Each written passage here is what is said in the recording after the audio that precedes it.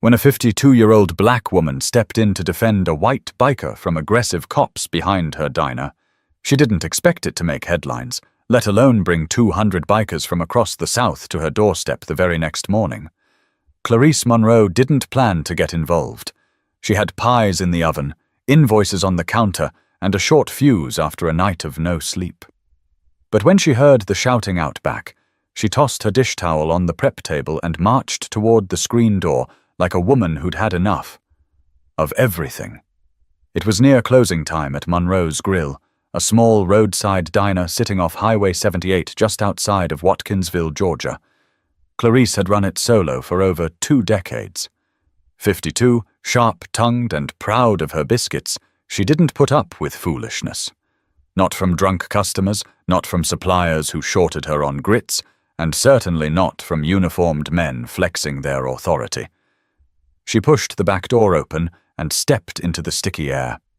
3 patrol cars were parked crooked behind the building, lights spinning. 2 deputies stood inches from Reed Callahan, a white man in his 60s with a grey beard, sun-beaten skin, and a weathered leather vest with an Iron Grove rider's patch sewn on the back. Reed wasn't shouting. He wasn't even moving. He had one hand resting on the dented tailgate of his pickup, the other at his side, calm. But the way the younger cop jabbed his finger toward Reed's chest made something twist in Clarice's gut. "Y'all need to back off," she said loud enough to cut through everything. The officers turned. One of them, Deputy Sloan, a man known for his temper and love of minor power trips, sneered. "Ma'am, this doesn't concern you." "It does when you're harassing a man who was helping me 30 minutes ago." She walked closer. "Reed's been fixing the busted fryer line since 5. I asked him to."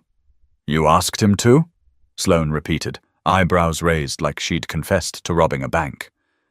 "Yes," Clarice snapped. "Because I couldn't get anyone else out this late. He pulled a rag from his truck, crawled under that pipe, and stopped the leak before I lost half the kitchen." The other officer, younger and uncertain, looked at Sloan, then back to Reed, then down at his boots. "Ma'am, we got a report of suspicious activity. Someone said he was scoping out the place." "Someone was wrong." Clarice folded her arms. "And instead of asking me, the owner, you're out here trying to escalate a man doing me a favor." There was a pause. Then, from inside the diner, the sound of a phone camera clicking. Mr. Jeffries, a retired math teacher who came in for catfish every Thursday, was standing near the back window, recording quietly. He didn't say a word. Didn't have to. Reed hadn't spoken once. But then he did. "You all right, Clarice?" "I'm all right," she replied, still glaring at Sloan. "Then I'm good too." The older officer shifted his stance, clearly uncomfortable now. Sloan muttered something under his breath and walked off. The younger one followed. The patrol cars pulled out without sirens, but the tension lingered like grease smoke. Clarice turned back toward the door. "Reed, don't leave yet. I still owe you a plate." He nodded silently and leaned against his truck. Inside, Mr. Jeffries slid his phone back into his pocket. "You all right, Miss Monroe?" "I'm tired," she said, pouring herself a glass of sweet tea. "But yeah, I'm all right." She didn't know the video would end up online. Didn't know that someone across the country would repost it. Didn't know it would be clipped, shared, and passed around like some kind of gospel. She went home, put on her satin bonnet, and fell asleep with her TV still on. But the next morning, Clarice would wake up to a sound she hadn't heard since her daddy's funeral. Hundreds of rumbling engines coming from the road. Clarice didn't notice anything unusual when she unlocked the front door the next morning. The sun was just rising over the pine trees, casting a low orange stripe across the gravel lot. It was quiet. Almost too quiet for a Friday. No truckers yet. No old-timers with travel mugs. Just the buzz of insects and the sharp chirp of her security alarm when she keyed it off. She moved through the usual steps. Lights on, chairs down, bacon started, fryer rechecked. The line Reed fixed was still holding strong. She thought about leaving a thank you note in his truck's window if he came by again. But her thoughts were broken when she looked at her phone. 12 missed calls. 6 text messages. 3 voicemails. She frowned. Her cousin in Texas had messaged her. "Girl, is this you in this video?" Then a link. Clarice tapped it. It was a Facebook post from a motorcycle club in Alabama. The video was only 37 seconds long, but it captured the exact moment she had stepped between Reed and the officers. Her voice was clear. Her posture was firm. Her words, "He was helping me. Back off," had been replayed thousands of times. The caption read, "Black woman stands up for our brother. Respect." She didn't know whether to be shocked, angry, or amused. She watched it again, this time noticing the way Reed looked at her. Not surprised, just calm, steady, like he was used to being defended, but not in that way. The post had over 42,000 shares. Clarice put the phone down and went back to flipping bacon. She figured it would blow over in a day or two, but by 8:15, she heard it. A low roar, then another, then 10 more. She walked to the window and saw them coming. Motorcycles. Dozens? No, not dozens, more than that. Long rows stretching back to the curve near the old tire shop. Black helmets, chrome tanks, leather vests, flags stitched to the backs. Some had club names she didn't recognize. South Iron Circle, Brothers of the River, Dust County Knights. They weren't just from Georgia. The license plates told her they'd come from Mississippi, Alabama, even as far as Arkansas. Clarice stared out at them, frozen. She didn't know what was happening, but her gut told her it had to do with that video. The first few parked directly in front of the diner, taking care not to block the driveway. One of them, a tall white woman with silver braids and arms like tree trunks, got off her bike and walked straight to the door. Clarice opened it before the woman knocked. "You Clarice?" she asked. "I am. I'm Dina. Iron Grove Riders, Reed's family. We saw the video. We just came by to eat. Hope that's all right." Clarice blinked. "You hungry? We rode since 3 this morning. I could eat a cow and a half." "Well then," Clarice said, stepping aside. "You'd better come in before you fall over." Dina chuckled and waved to the others. More bikers poured in. Not all at once. They were respectful about it. They came in small groups, took seats, ordered quietly. Some didn't eat right away. They just shook Clarice's hand and said thank you. One even brought flowers. A few pulled out wads of cash and paid double for breakfast. She had to call in her niece and her neighbor to help run the grill. By 10, there were over 120 motorcycles in the parking lot. Locals started pulling in just to see what was happening. Some stayed, some turned around. But the diner didn't empty once. And still, more riders came. Clarice moved like she was in a trance, pouring coffee, flipping omelets, wiping counters. But every now and then she'd stop to look out the window and whisper, "What is happening?" Inside the diner, the energy was peaceful. No loud engines, no rowdy talk, just people. Eating, talking, thanking her. Bikers of every background, black, white, Latino, even a few older Asian men in windbreakers, sharing space like it was the most normal thing in the world. And just before noon, Reed walked in. He didn't say much at first, just tipped his head and said, "Morning, Clarice." "Morning, Reed. I think you brought friends?" He smirked. "Didn't plan to. Word got out. They came on their own." She looked around at the full tables and the smell of eggs and bacon hanging in the air. "I don't even know what to say." "Then don't," Reed replied. "You already said it yesterday." But not everyone watching from town thought this crowd was a good thing, and by the next morning, someone was already dialing the sheriff. Saturday morning came faster than Clarice expected. Her feet were still aching from Friday's wave of customers. She'd only managed a few hours of sleep, but it didn't matter. She was up before dawn, sliding on her old sneakers and rubbing the crick in her neck. The coffee pot was half full by 5:45. Her niece Serena had offered to open, but Clarice insisted. This was her place. And whatever this strange new storm was, she wanted to face it herself. By 6:30, the parking lot was already rumbling again. The early risers had returned. A couple dozen bikes rolled in just as the sun split the trees. This time, They brought donuts from somewhere 2 towns over and handed them to Clarice like they were peace offerings. She thanked them with a tired grin and poured the first pots of coffee. Dina showed up before 7 with a crate of fresh peaches and a pair of gloves. "Figured you might want to do something special with these," she said, dropping the box onto the counter. "I used to cook for a living. Can I help?" Clarice didn't answer at first. She stared at the woman's gloves, leather palms, worn thin at the seams, and nodded slowly. "Yeah, I could use an extra hand on the prep line." That's when she realized something had shifted. These people weren't just passing through. They weren't here for a photo, or a headline, or to stir trouble. They came because something about that video hit them. And maybe, more than that, because Clarice had stood up without checking who she was standing up for. There was no press, no interviews, no hand-painted signs, just presence. And then came the flood. By 9 a.m., the second wave began to arrive. Some came in formation, 20 or 30 bikes at a time. Others came in pairs or alone. One old man on a gold Honda trike pulled up and told Clarice he'd ridden 5 hours from Gadsden and only stopped once, to pee and stretch. She laughed and handed him a water. By noon, the lot looked like a festival. Bikes lined up along the road's shoulder, parked carefully around the diner, even backed into the lot of the abandoned bait shop next door. Some folks brought lawn chairs, a few had started playing cards on overturned crates.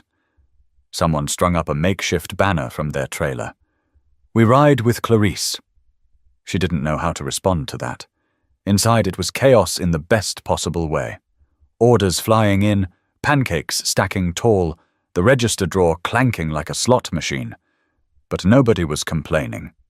The bikers took turns, bussed their own tables, held the door open for older customers. It was more orderly than most Sundays after church.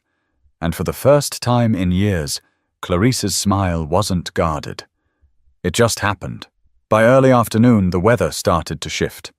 Heavy clouds gathered low over the trees, thick and moody. Rain was coming, but no one left. Instead, Reed came back. He wasn't riding today. He pulled up in a dented blue truck and parked right near the front. Clarice stepped outside as he got out. "I figured I'd see you again," she said. "I figured I owed you lunch. You think this place needs more customers today?" He chuckled. "Not really. Just figured I'd eat with the right crowd." They sat together at a booth near the window. Serena brought them plates of fried catfish and collard greens.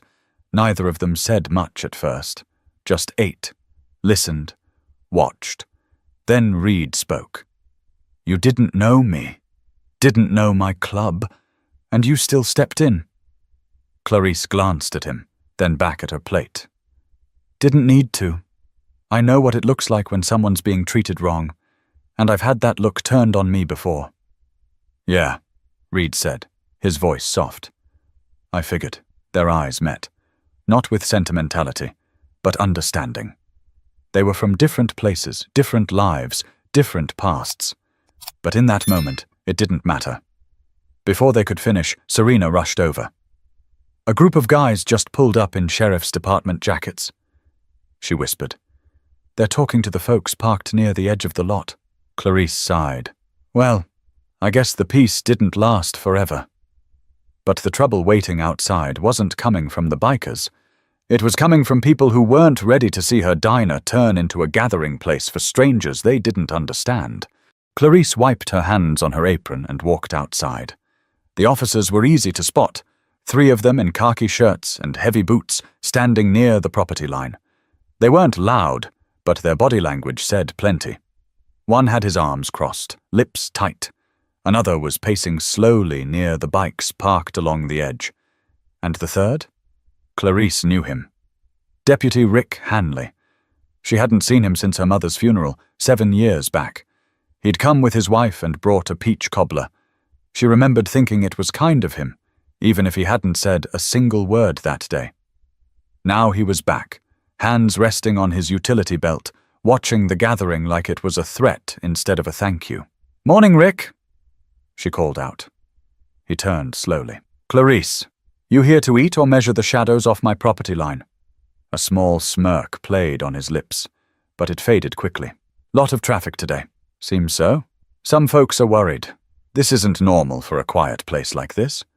She looked over her shoulder at the diners, the folding chairs, the borrowed tents someone had set up to cover extra tables. Didn't feel very quiet when Sloane tried to push Reed around out back the other day, she replied. Nobody seemed worried about that. Rick didn't respond right away. Then he muttered, "You should have let that go, Clarice. That kind of thing blows over if you don't pour gas on it." She stepped closer, her voice low and calm. "Rick, I've been pouring coffee and flipping pancakes on this corner for 23 years. Never once had to pour gas on anything. That fire out back? That wasn't mine, and I sure as hell wasn't going to stand by and watch it burn someone else." He looked tired. Or maybe just cornered. "We've got to answer calls when they come in. People are saying it's becoming a scene. There's pressure from higher up." Clarice nodded slowly. "Let me guess. Someone's afraid all these bikers are going to lower the property values, or worse, buy lunch from a black woman." Rick flinched a little. "That's not what this is." "No," she said, stepping back. "It never is. Until it is." She turned and walked back inside without waiting for another word. The mood inside the diner was lighter. Dina had started telling stories from her trucking days, drawing laughs from two brothers in matching vests. One of the younger bikers, Nico, from somewhere near Biloxi, was showing Serena how to make quick corn fritters from pancake batter. Someone was fixing the jukebox in the corner. Reed was still sitting by the window, sipping sweet tea and watching it all like it was a movie he'd forgotten he liked. Clarice moved through the crowd, topping off mugs and sneaking small smiles. She overheard snippets of conversation. "Didn't think I'd cry over eggs and grits, but here I am. Never met folks like this. We've been riding for decades, and nobody ever said thank you like this woman. This place feels different, feels honest." The moment felt heavy and light all at once. Like something was being stitched together without anyone saying so. Not just between the bikers and Clarice, but between strangers who saw her action as more than just defense. They saw it as something rare. Right. Later that afternoon, Reed helped Clarice haul a busted fridge out to the back. It had been dead for a week, and she hadn't had time to get it replaced. He lifted one side, she grabbed the other. As they set it down by the alley, he wiped his brow. "You ever think something like this could happen? All this?" Clarice stared at the sky. "I think we live in a country where everyone's waiting to see if anyone's brave enough to go first. I didn't plan to be brave. I just got tired of pretending like I didn't see what was happening." Reed gave a slow nod. "We need more tired people like you." They stood there for a moment. No words, just the sound of laughter spilling out from the diner window and the low rhythm of a blues ong someone had finally coaxed from the jukebox. But just as the tension seemed to settle, the county sheriff placed a call that would threaten to undo everything Clarice had built in the last 48 hours. The call came just after sunset. Clarice had just finished scrubbing down the last booth when Serena walked in, holding her cell phone out like it was a bad omen. "It's the sheriff," she said, whispering as if the man could hear her through the line. Clarice didn't flinch. She wiped her hands, took the phone, and stepped outside. "Monroe speaking." Sheriff Dalton McRae's voice came through slow and deliberate. "Evening, Clarice. I figured I'd reach out before this gets bigger than it already is." She waited, not bothering with pleasantries. "I'm going to put it plain," he continued.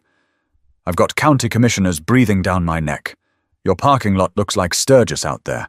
People are calling. Businesses are worried. Some even mentioned bringing in the state boys." Clarice raised an eyebrow, though no one could see it. "And what exactly do they think I'm doing wrong?" she asked, calm and flat. "Well," McRae said, choosing his words like someone trying not to slip on gravel, "they think you're encouraging unrest, encouraging folks to gather." Clarice laughed once through her nose. "It's a diner, Dalton. I serve coffee and cornbread. Since when is that a threat?" He sighed. "You know how this town is. People don't like change, especially not change that draws this much attention." "No, Dalton. They don't like attention when it shines on their behavior," she replied. There's been folks coming to my place for 20 years. Ain't never had a problem until the customers started wearing leather and carrying respect instead of church hats and casserole dishes. There was a pause on the line. Then, I'm asking you nicely, Clarice. Shut it down for a few days. Let this blow over. Clarice's voice didn't rise. It didn't need to. You're asking me to stop serving food to peaceful people who drove hours just to say thank you? To tell them to go home and pretend none of this happened? I'm asking you to help ease tensions. Funny, she said. You didn't say a word when your deputy was flaring those tensions out back, but now you want me to be the one to cool it off. Another pause. I'm trying to keep this from becoming something ugly. It already is, she said. You just don't want it showing up on someone else's camera.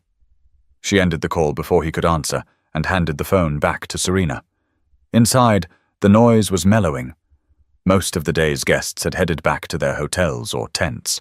A few stayed behind, helping stack chairs or mop the floors. Reed was still at the counter, scribbling something in a notebook. When Clarice walked in, he looked up and knew something had shifted. You all right? He asked. She nodded once. They want me to close. For how long? Long enough for things to settle, Reed smirked. That's what they call it now? Clarice pulled off her apron and leaned against the counter. I'm not backing down, not from this. You sure? He asked.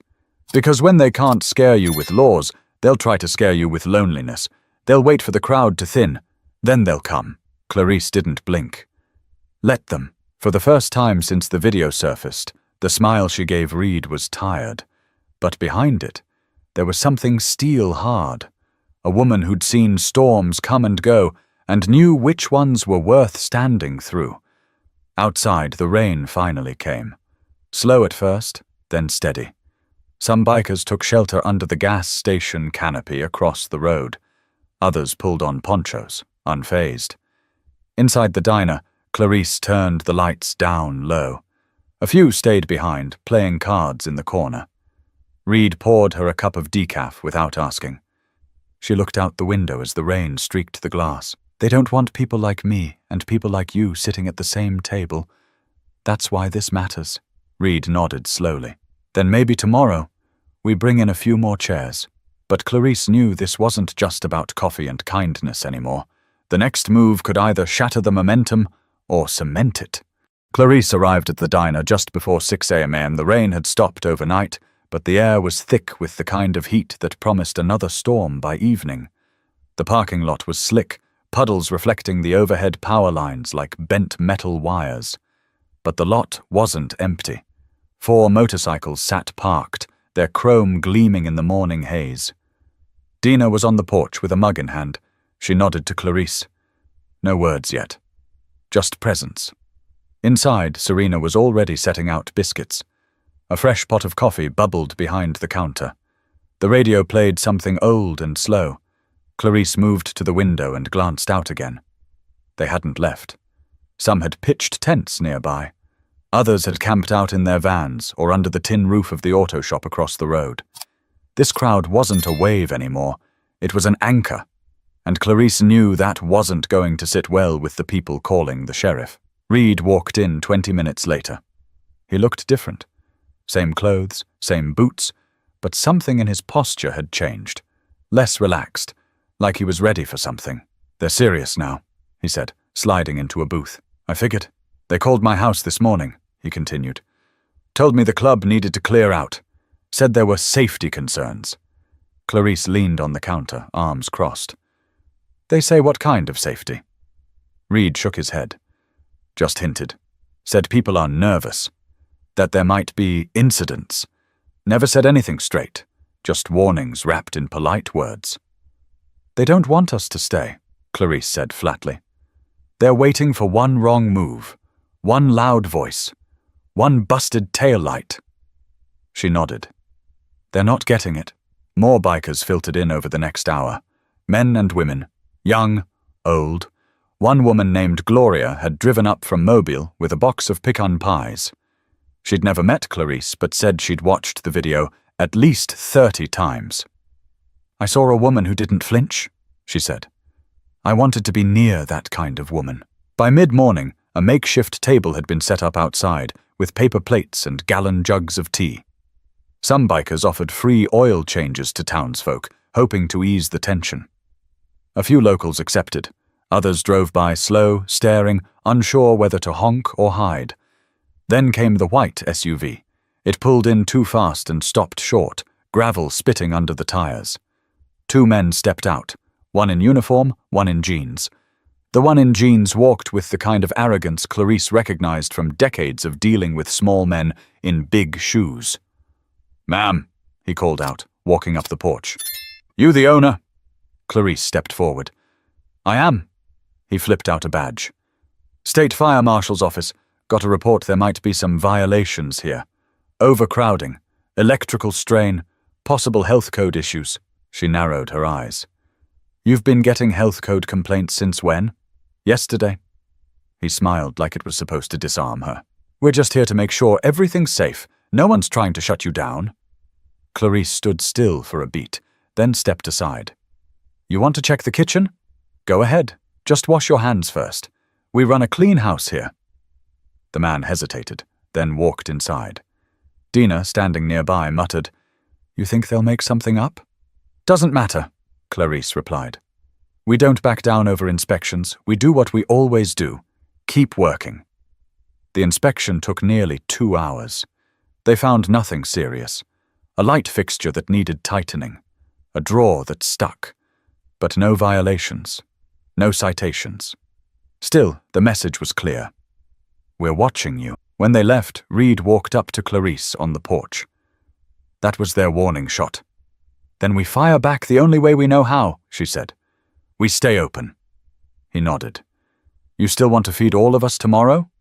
"I want to feed everyone who believes in something better than silence." Reed smiled. "Not big. Just enough. I'll bring the grill trailer. We'll set up outside. We'll make it a meal they won't forget." And as Clarice looked out at the sea of strangers who now felt like her people, she made peace with something. If they wanted her to fold, they should have picked someone with a smaller backbone. Sunday came heavy and humid, the kind of air that clung to your skin before the sun even rose. Clarice stood on the back steps of the diner, a towel draped over her shoulder, watching Reed and 2 others set up the grill trailer they'd hauled in overnight. A few picnic tables had been donated from a nearby church. One biker strung cafe lights across a row of wooden poles like he'd done it 100 times before. It wasn't just bikers anymore. Word had spread. Local families started showing up, first out of curiosity, then out of something else. Maybe it was the smell of smoked ribs and cornbread in the air. Maybe it was how organized everything looked. How calm. No shouting. No circling cops. Just food, folding chairs, and conversations floating between strangers who had nothing in common until now. Clarice watched a mother in a red tank top sit beside a burly biker in a sleeveless leather vest. Their kids were both holding paper cups of lemonade and laughing at something. It wasn't a planned photo op. It wasn't a peace rally. It was a potluck. Inside, the diner was running light. Only 2 servers on the floor. But the porch, the parking lot, and the grassy patch next door had taken on a life of their own. Reed manned the grill like a man on a mission. Dina was coordinating the food table like a general. Gloria, Ms. Pecan Pie, had somehow become the unofficial host, greeting folks with a smile and stories from her long-haul days. Clarice walked table to table, shook hands, hugged a few necks, said thank you more times than she could count. At one point, Mr. Jeffries from 2 booths over, the same man who'd quietly filmed the video, stood up on a milk crate and asked for everyone's attention. "I know a lot of y'all don't know each other," he said, "but I've lived in this town 56 years, and I've never seen anything like this. Never seen people show up for someone who didn't ask for a single thing." Clarice Monroe stood out back of this diner and told the truth in front of men with guns.